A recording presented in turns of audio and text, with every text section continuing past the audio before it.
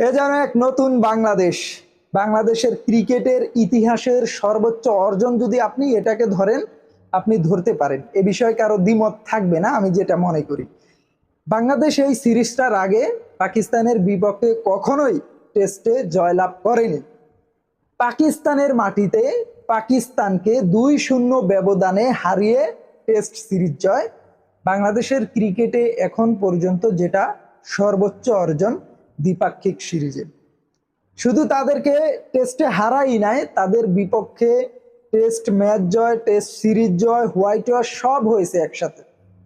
বাংলাদেশের ক্রিকেট, বাংলাদেশ এটা যেন একটা নতুন একটা দেশ, নতুন একটা দল, নতুন করে নিজেদেরকে সাজিয়ে উজ্জীবিত করে এগিয়ে যাবার পালা।